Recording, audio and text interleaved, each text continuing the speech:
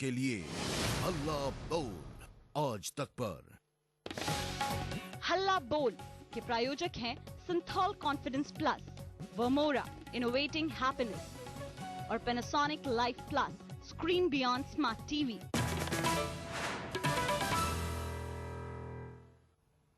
BJP को समर्थन देने के लिए शरद पवार की एनसीपी भी तैयार थी, लेकिन लगता है कि बीजेपी ने शिवसेना को अपनी शर्तों पर राजी कर लिया है। ऐसी स्थिति में शिवसेना महाराष्ट्र सरकार की शोभा तो बढ़ा सकती है, लेकिन उसे मलाईदार मंत्रालय मिलने के आसार कम ही नजर आ रहे हैं।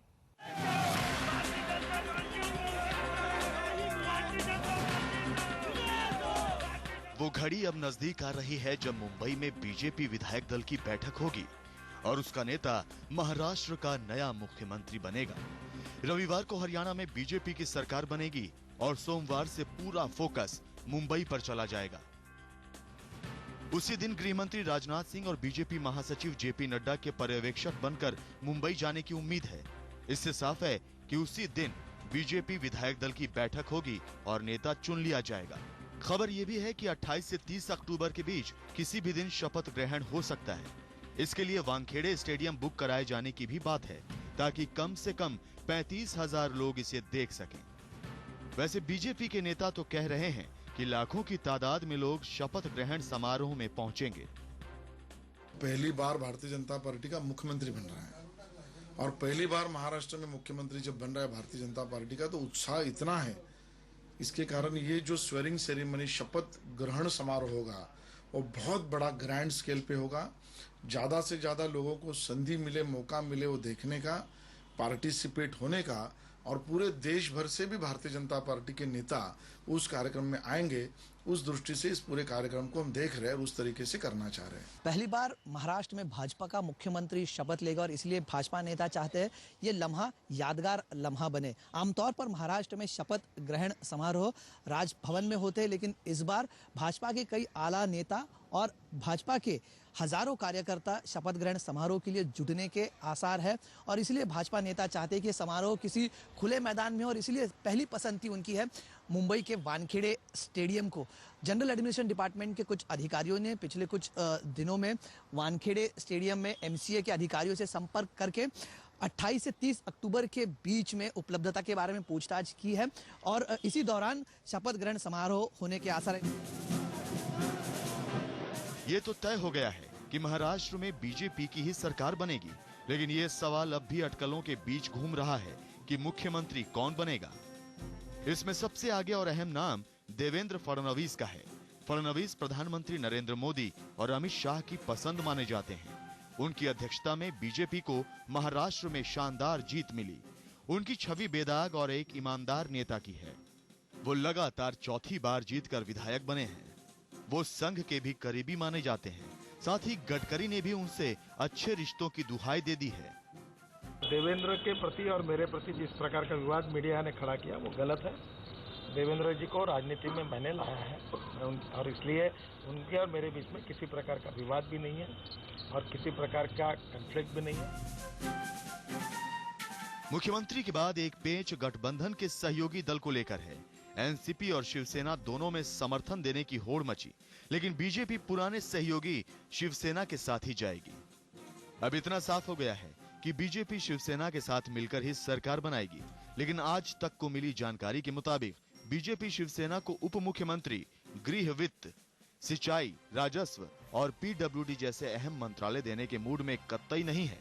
बीजेपी शिवसेना को 2-1 के हिसाब से मंत्रिमंडल में जगह दे सकती है। हालांकि शिवसेना अब भी 1995 के मॉडल पर सरकार बनाने की बात कर रही है, जो बेमानी लग रहा है। दिल्ली में अमिताभ सिन्हा और हिमांशु मिश्रा के साथ कमलेश सुतार, मुंबई आज तक। महाराष्ट्र में सरकार बनने बनाने का खेल तो सोमवार से शुरू होगा, लेकिन इससे पहले रविवार को ही प्रधानमंत्री मोदी ने एनडीए के सभी नेताओं को चाय पे बुलाया है। जाहिर है सबकी नजरें शिवसेना के सांसदों पर टिकी हैं कि मोदी उनके साथ क्या गुफ्तगू करते हैं। बहाना दिवाली के मिलन का, निशाना गठबंधन की राजनीति पर। प्रधानमंत्री नरेंद्र मोदी ने रविवार की शाम अपने घर 7 रेस कोर्स रोड में एनडीए के नेताओं को चाय पे बुलाया है। प्रधानमंत्री आवास में होने वाली इस चाय पार्टी में मोदी सभी सांसदों और पार्टी नेताओं से व्यक्तिगत तौर पर मिलेंगे, लेकिन सबसे ज्यादा दिलचस्पी शिवसेना के सांसदों की मौजूदगी की होगी, जिसके साथ पहले तकरार हुई, अब प्यार की दुहाई दी जा रही है। देखिए, ये शुरू से ही हमने नारा दिया था और प्रधानमंत्री जी ने देश को कहा था, सबका साथ सबका विकास, सभी एक साथ चले और हिंदुस्तान को आगे बढ़ा के ले जाए, ये हमारा उद्देश्य है। उसमें तमाम शिवसेना के सांसद भी आएंगे। तो सभी सांसद आए, सभी आगे बढ़े, हिंदुस्तान को आगे बढ़ाना है, उसमें संकीर्ण मानसिकता के लिए कोई स्थान नहीं है। दिवाली की रोशनी में शिवसेना को भी साफ साफ दिखने लगा कि बीजेपी के सामने अब वो महज एक जूनियर पार्टनर बनकर रह चुकी है। इसीलिए महाराष्ट्र की सत्ता में जब बीजेपी की ताजपोशी होगी तो किसी भी कीमत पर ताज के पीछे चलने के लिए वो तैयार है। इसकी झलक तब दिखी जब शिवसेना प्रमुख उद्धव ठाकरे ने अपनी पार्टी के सांसदों को साफ साफ कह दिया कि वो प्रधानमंत्री नरेंद्र मोदी की दिवाली मिलन चाय पार्टी में जरूर जाएं। शिवसेना की जो भी एमपी है या मिनिस्टर आनंद विजय जी, उनको तो निमंत्रण आया ही है और मुझे भी निमंत्रण आया है। तो जो मेंबर ऑफ पार्लियामेंट है और जो पार्टी के लीडर है वो सब मतलब वहाँ कुछ रहने वाले। इस सहयोग की बुनियाद तो तभी तैयार होने लगी थी जब महाराष्ट्र में विधानसभा चुनाव के नतीजे आए। महाराष्ट्र विधानसभा में बीजेपी और उसके गठबंधन के पास 123 सदस्य हैं। उसे बहुमत के लिए 22 और सदस्यों की जरूरत है। शिवसेना के 63 विधायकों के समर्थन से ये संख्या 186 तक पहुंच जाएगी। इससे सरकार बड़े आराम से चलेगी, लेकिन बीजेपी शिवसेना को वो भाव नहीं देना चाहती जिसकी उसे दरकार है। प्रधानमंत्री मोदी बस यही संदेश देना चाहते हैं कि गठबंधन का दौर अभी खत्म नहीं हुआ। तभी तो शिवसेना के साथ लाख तलखियां ही सही, लेकिन शिवसेना के सांसदों की चाय की पार्टी पर मौजूदगी बस यही संदेश देगी कि तलखियां तो कम हो ही रही हैं, नजदीकियां भी अब बढ़ने वाली हैं। चाय के प्याले में अक्सर ऐसा तूफान उठता है कि बनी बनाई सरकार गिर जाती है। वाजपेयी की 13 महीने की सरकार का किस्सा आपको याद होगा, लेकिन इस बार चाय पर बुलावा प्रधानमंत्री के घर से आया है और आने वालों को पता है कि प्याले में उठा तूफान किस पर भारी पड़ सकता है। इसलिए चाय की चुस्की फूंक फूंक कर ली जाएगी। मुंबई में साहिल जोशी के साथ अमिताभ सिन्हा, दिल्ली आज तक। काले धन को देश में वापस लाने का वादा करने वाली बीजेपी अब तक खाता धारकों के नाम का खुलासा नहीं कर पाई है।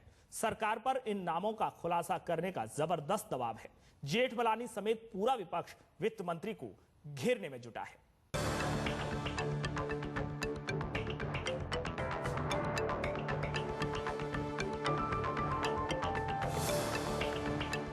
क्या विदेश में जमा कालेधन में सिर्फ कांग्रेसी नेताओं के पैसे हैं?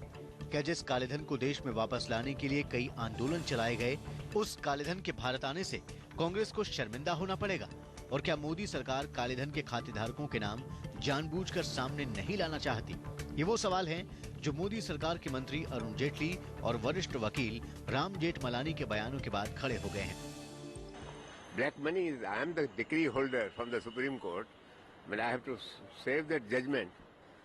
आप चाहते हैं मोदी जी भी इस पे कुछ कार्रवाई करें या आप किसी उनको भी लेटर लिखने की कुछ? लिखूंगा, सबको लिखूंगा। इसमें क्या, सब आपके पैसे को छोड़ूंगा नहीं। इस बयान से पहले राम जेठमलानी ने वित्त मंत्री अरुण जेटली को चिट्ठी लिखकर काले धन के खातेदारों के नाम सार्वजनिक करने की बात कही थी। राम जेठमलानी ने लिखा था, सुप्रीम कोर्ट में आपकी अपील एक निहायत खराब पहल है। DTAT सरकार को इन लोगों के नाम बताने से नहीं रोकता है। जर्मनी ने कभी नहीं कहा कि नाम बताने से DTAT संधि का उल्लंघन होगा। प्लीज आप मुझे उन नामों की सूची मत भेजिए जो आपको जर्मनी से मिली है। वे नाम आप SIT को भेज दीजिए ताकि वो उन्हें बता सके कि आगे क्या करना है। उधर कांग्रेस और दूसरे विपक्षी दल भी सरकार पर नाम बताने का दबाव बढ़ा रहे हैं। उन्हें इस बात की चिंता है कि नाम डिस्क्लोज होंगे तो कांग्रेस पार्टी को शर्मिंदगी होगी। मेरा कहना है, आप कांग्रेस के हितैषी ना बने। आप 800 के 800 नाम बगैर किसी तकल्लुफ के देश के लोगों को बता दें। और अब नाम जारी करने और उसको उजागर करने के नाम पे सियासत हो रही है। हम लोगों को इन चीजों से मतलब नहीं है। देश की जनता को काला धन 100 दिन में लाने की बात सरकार ने कही थी और वो अब तक पूरा नहीं किया। 150 दिन से ज्यादा का समय हो गया। ये भारतीय जनता पार्टी ने वादा किया था। इन्होंने पहला फैसला किया एक स्पेशल इन्वेस्टिगेटिंग टीम बना करके, अभी तक उसका कोई नतीजा नहीं निकला है। तो ये भारतीय जनता पार्टी की सरकार का कर्तव्य है कि वो बताए कि किन लोगों के नाम कालाधन है और उसको देश में वापस लाए। Well, the best answer is to release the entire list, and that is my demand. दरअसल सरकार ने पहले कहा काले धन वालों के नाम बताने में ऐतराज नहीं, लेकिन जर्मनी के साथ कांग्रेस के किए समझौते की वजह से वो ऐसा नहीं कर सकती। लेकिन ये मामला तब भड़क गया जब वित्त मंत्री ने कहा कि नाम जारी करने से कांग्रेस को शर्मिंदगी होगी। जाहिर है कांग्रेस इस आरोप को कैसे बर्दाश्त करती, लिहाजा कांग्रेस नाम सार्वजनिक करने का दबाव बना रही है। आज तक ब्यूरो। फिलहाल रुक रहे हैं एक ब्रेक के लिए। देश और दुनिया की तमाम ताजा खबरों के लिए आप देखते रहिए आज तक।